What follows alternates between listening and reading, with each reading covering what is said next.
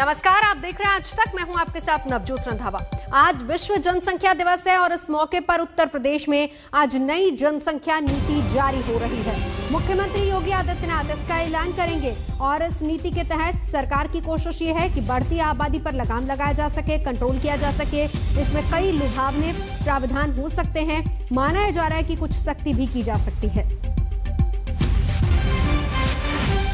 इसके लिए बाकायदा ड्राफ्ट भी तैयार किया जा चुका है, तो कुछ ही क्षण में इस नीति की घोषणा कर सकते हैं मुख्यमंत्री योगी आदित्यनाथ। नई जनसंख्या नीति का ऐलान हो सकता है।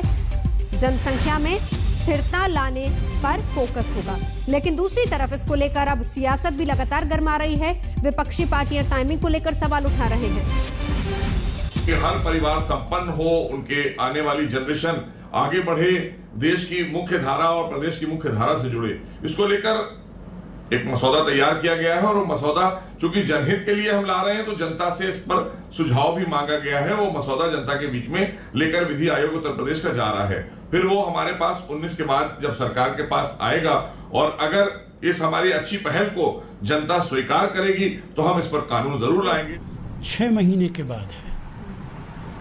4.5 साल से योगी आदित्यनाथ सो रहे थे। उन्हें पता नहीं था कि पॉपुलेशन बढ़ रही है। चूंकि 5 साल सरकार ने कोई काम नहीं किया, इसलिए वो समझते हैं कि पॉपुलेशन के कानून से शायद वोट पड़ जाए। और दूसरी तरफ उत्तर प्रदेश के विधि आयोग ने जनसंख्या नियंत्रण कानून का ड्राफ्ट तैयार कर लिया है और इस ड्राफ्ट को तैयार करने वाले उत्तर प्रदेश राज्य विधि आयोग के अध्यक्ष AN मित्तल से आज तक ने बात की, जिसमें उन्होंने इस ड्राफ्ट के प्रावधानों की जरूरत पर क्या तर्क दिए, सुनिए जरा। क्या है ड्राफ्ट में, कैसे नियंत्रण होगी यूपी की जनसंख्या, बताइए दर्शक। देखिए, जो हमारा प्रस्तावित ड्राफ्ट है वो हमने वेबसाइट पर भी डाल दिया है और उस ड्राफ्ट में ये व्यवस्था है कि पहली बात तो ये कि ये अधिनियम 1 साल के बाद लागू होगा। इसका उद्देश्य ये है कि अधिनियम पारित होने के बाद या उसके समय अगर कोई महिला गर्भवती है तो उसके अधिकारों को उससे वंचित ना किया जाए। तो हमने ये व्यवस्था रखी है कि 1 साल के बाद लागू होगा। जैसे किसी संप्रदाय विशेष में 1 से अधिक पत्नी रखने का चलन है, तो अगर उस व्यक्ति की 1 से अधिक पत्नी हैं तो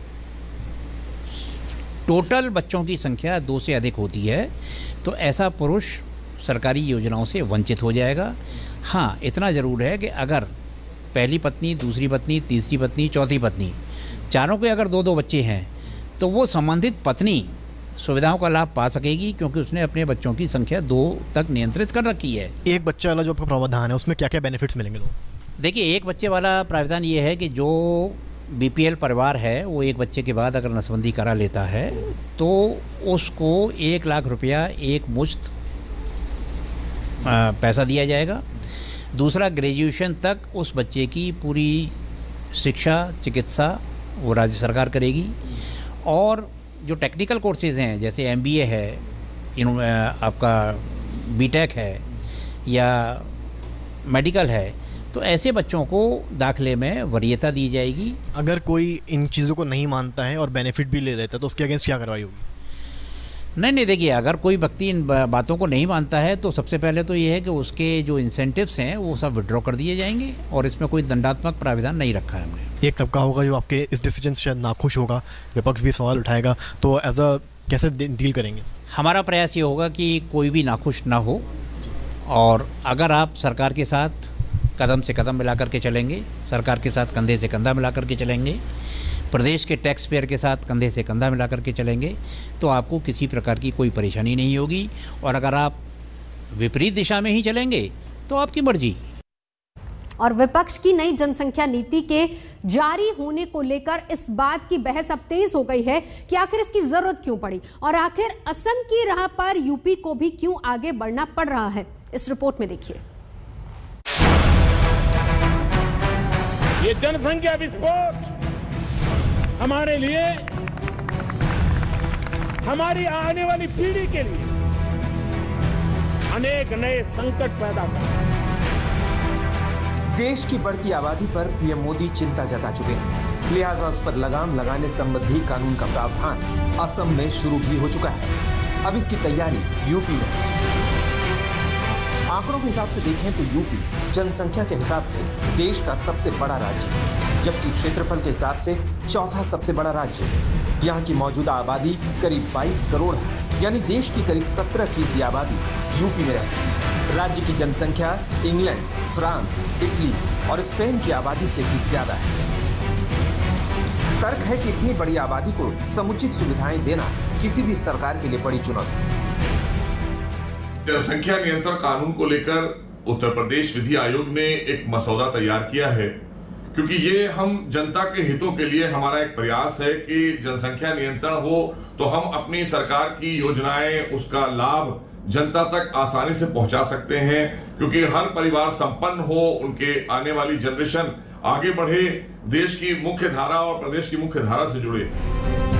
केंद्रीय मंत्री गिरिराज सिंह की माने तो बढ़ती आबादी विकास और सामाजिक समरसता के लिए बाधक है। साथ ही योगी सरकार की नई जनसंख्या नीति को लेकर सवाल उठा रहे विपक्ष पर भी गिरिराज सिंह पलटवार कर रहे हैं। भारत के अंदर बढ़ती हुई आबादी अगर हम केवल चाइना से करते हैं तो 1 मिनट में भारत में 31 बच्चे पैदा हो रहे हैं। इसे राजनीति की नजर से नहीं, इसे वोट की नजर से नहीं, हिंदुस्तान की नजर से, विकास की नजर से, सामाजिक समरसता की नजर से देखेंगे।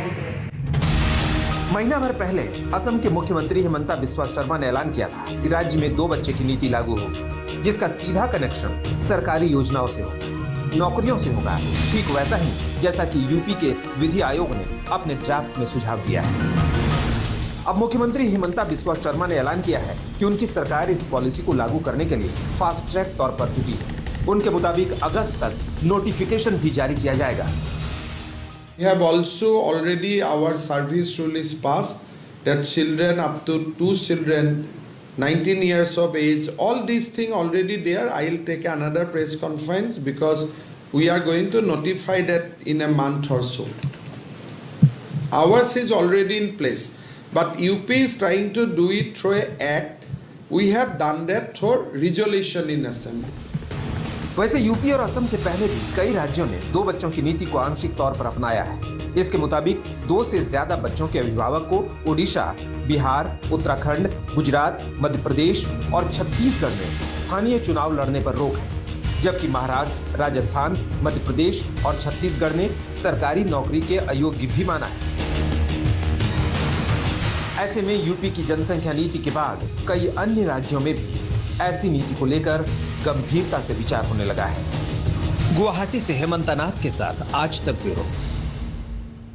सीधा चलेंगे मेरे से भी समर्थ श्रीवास्तव इस वक्त जुड़ चुके हैं। समर्थ, सबसे बड़ा मुद्दा ये जो विपक्ष लगातार आवाज उठा रहा है वो सियासत को लेकर, टाइमिंग को लेकर। देखिए, टाइमिंग को लेकर लगातार जो है आवाज उठ रही है, चाहे विपक्ष हो, एक पर्टिकुलर तबका हो, उनका यही कहना है विधानसभा चुनाव अब नजदीक है, इसलिए इस तरह की चीजें लाई जा रही हैं जिससे असल मुद्दों से डाइवर्ट किया जा सके। देखिए, कल ड्राफ्ट आता है, एएन मित्तल साहब खुद बताते हैं आज तक को इसमें क्या क्या चीजें हैं, क्या क्या चीजें चेंज हो सकती हैं आने वाले टाइम में, और आज ही जो है सीएम योगी अपने ही आवाज पर पॉलिसी को एक तरह से आगे ला रहे हैं। तो जो कवायद है वो एक तरह से पॉपुलेशन कंट्रोल की जरूर है, पर जैसा कि सियासत को लेकर शुरू हो गई है, क्योंकि यूपी चुनाव नजदीक है, बहुत आम है। पॉलिसी की अगर आप बात करेंगे तो इसमें कवायद ये है यूपी सरकार की कि जो बर्थ रेट है उसको लोअर डाउन करना है 2.1% में 2026 तक, तो वहीं 2030 तक 1.9% करने की कवायद है। पहले ये पॉलिसी यूपी में थी 2000 से 2016 तक, पर क्योंकि 4 साल से कोई यूपी में पॉपुलेशन पॉलिसी नहीं थी, इसलिए इसका आना जरूरी था और नीड ऑफ द आवर था उत्तर प्रदेश के लिए, तो इसको लेकर ये आ रही है। हालांकि इसमें कुछ चीजें ऐसी हैं जो कंट्रोवर्सी के घेरे में आ रही हैं। यूं तो 1 चाइल्ड 2 चाइल्ड नॉर्म लोगों को पसंद आ रहा है कि इसमें इन लोगों को बेनिफिट्स मिलेंगे, लोकल बॉडी पोल नहीं लड़ पाएंगे जो ये फॉलो नहीं करेंगे,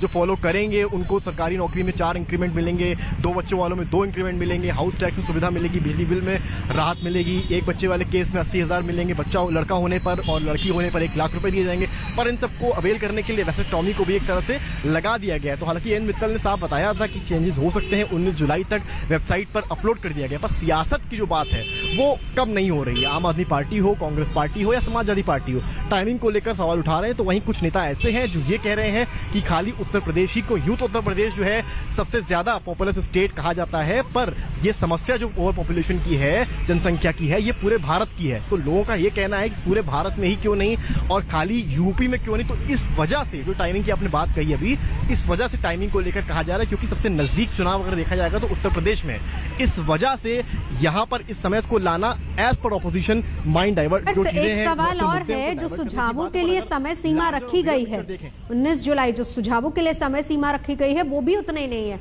यही बात विपक्ष कह भी रहा है कि सुझाव मांगे नहीं गए और पहले ही ऐलान हो रहा है।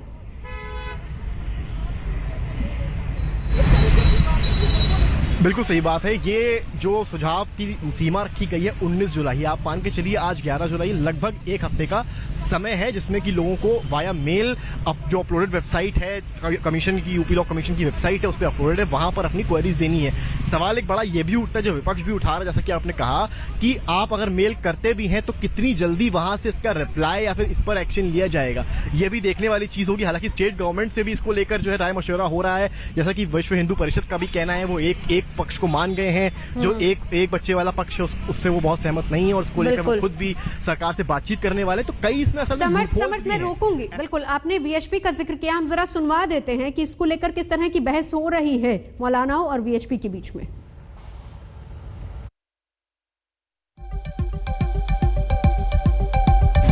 इस समय जनसंख्या को लेकर दो प्रकार की समस्याएं भारत में हैं।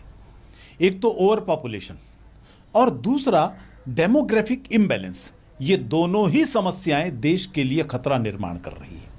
इसलिए मैं समझता हूं ये स्वागत योग्य कदम है, इस पर कोई राजनीति नहीं करनी चाहिए। एक हिंदुस्तानी जिसको थोड़ा भी इल्म होगा वो इस बात का इल्म रखेगा कि जनसंख्या नियंत्रण का जो कानून है वो सिर्फ सूबा उत्तर प्रदेश का मसला नहीं है, बल्कि पूरे हिंदुस्तान का मसला है।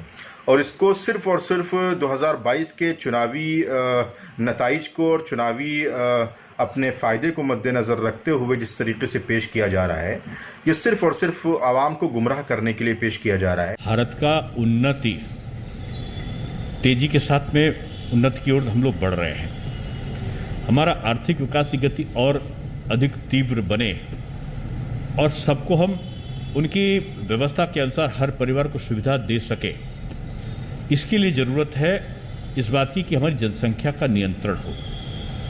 और जनसंख्या के नियंत्रण के लिए केवल सरकारी स्तर पर जो प्रयत्न हैं वो काफ़ी नहीं है। जनता को भी स्वयं से स्वेच्छा से उठकर सरकार के साथ सहभागी बनने की जरूरत होगी। सरकार चाहे केंद्र की रही हो चाहे प्रदेश की रही हो, समय समय पर जनसंख्या नियंत्रण के उपाय क्या हो सके, इस पर वो चिंतनशील रही है। जनसंख्या नीति उत्तर प्रदेश सरकार ने घोषणा किया है कि आज वो अनाउंस करेंगे।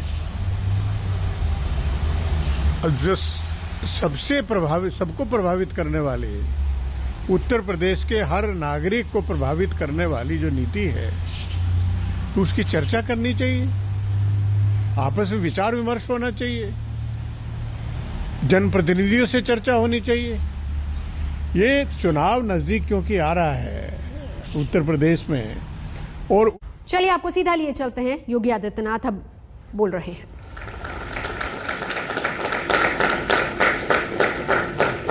जनसंख्या नीति को लेकर आज योगी आदित्यनाथ विश्व जनसंख्या दिवस के इस कार्यक्रम में शिरकत कर रहे हैं। यूपी में नई जनसंख्या नीति का ऐलान होगा और यही पहुंचे हैं उत्तर प्रदेश के मुख्यमंत्री योगी आदित्यनाथ, जब से कुछ ही क्षण बाद इसका ऐलान भी करेंगे।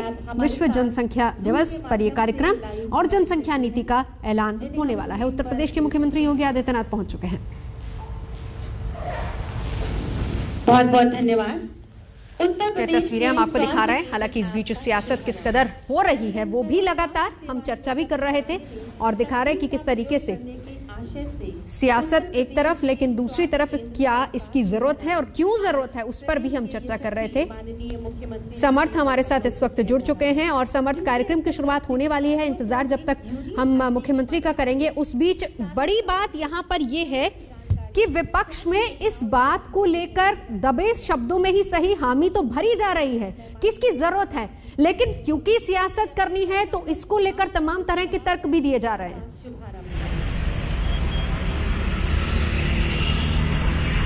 देखिए, ओवर पॉपुलेशन जो है वो एक विश्व स्तरीय मसला है। किसी देश का देश से जोड़ने, प्रदेश से जोड़ने बहुत छोटी बात हो जाएगी। तो इसको लेके वो अगर इसमें ये कहते हैं कि नहीं, ये नहीं होना चाहिए, तो वो खुद ही कटघरे में आ जाएंगे। क्योंकि जैसा कि आपने कहा, टाइमिंग की बात है। बिल्कुल टाइमिंग की इसलिए बात है क्योंकि विधानसभा चुनाव नजदीक है, इसलिए इसको राजनीति से जोड़ा जा रहा है। और ये कोई नई बात नहीं कि सिर्फ पॉपुलेशन को लेकर हो रहा है। अभी आने वाले समय में आप देखेंगे जो भी स्कीम यूपी सरकार लाएगी वो भी राजनीति के घेरे में आएगी, कटघरे में खड़ी जाएगी, उसको लेकर सवाल होंगे, टाइमिंग को लेकर सवाल होंगे। तो ये सारी चीजें देखी जा रही है। जैसे कि जब ट्रस्ट पर आरोप लगा तो भाई सरकार ने कहा कि ये टाइमिंग को चुनाव आ रहे हैं तो ऐसे मुद्दा उठा रहे हैं। तो ये इस तरह की स्कीम्स जब भी आती हैं तो इस तरह के सवाल उठते हैं। पर सरकार के लिए जो बड़ा मसला होने वाला है वो ग्रामीण इलाकों में इसको कैसे वो अवेयर करवाएंगे। क्योंकि शहर पे हो सकता है इनका ये फॉर्मूला चल जाए, ये लोग मान जाए। पर आपने जिस तरह से देखा होगा, जब कोविड आया था तो ग्रामीण इलाकों में लोगों ने वैक्सीन का जो चीजों को समझने में कितना टाइम लगा दिया, उनके हिसाब से कोरोना था ही नहीं। पर तो अब ये जो नीति है, स्पेशली क्योंकि लोकल बॉडी इलेक्शन से कनेक्ट करती है, लोकल बॉडी इलेक्शंस नहीं पार्टिसिपेट कर पाएंगे अगर 2 से ज्यादा बच्चे होते हैं, तो गांव का जो एरिया है वहां पर लोगों को सरकार कैसे समझाएगी इस नीति के बारे में, और कैसे ग्रामीण इसको एक्सेप्ट करेंगे या नहीं करेंगे, या क्या चीजें बताएंगे, ये देखने वाला होगा, रोचक होगा कि ग्रामीणों का इस जो नीति पॉपुलेशन वाली है, जिसका योगी आदित्यनाथ आज जो है बताने वाले हैं, और जो कल जो ड्राफ्ट आया है वो जब कुछ टाइम बाद एक एक्ट में तब्दील होगा, उसको जो ग्रामीण तबका है उत्तर प्रदेश का वो किस तरह से लेता है, ये देखने वाला होगा। क्योंकि कोविड में जिस तरह से चीजें हुई वो सबने देखी। सबसे ज्यादा अगर कोई प्रभावित हुआ तो ग्रामीण इलाका उत्तर प्रदेश का हुआ। रीजन भले पंचायत चुनाव रहा हो, पर लापरवाही भी एक रीजन था उनके एंड से, क्योंकि वो समझ नहीं रहे। तो यहाँ पर ये सीन है कि वो देखते हैं वो कितनी जल्दी इस चीज को ग्रास्प करते हैं, और ये जो नई नीति है इसको लेकर उनका क्या रुख होता है। समर्थ, यानी ग्रामीण इलाकों को लेकर क्या होगा, सरकार का रोड मैप, उस पर भी नजर लगातार बना रखी। रुकेंगे एक ब्रेक के लिए, देखते रहिए आज तक।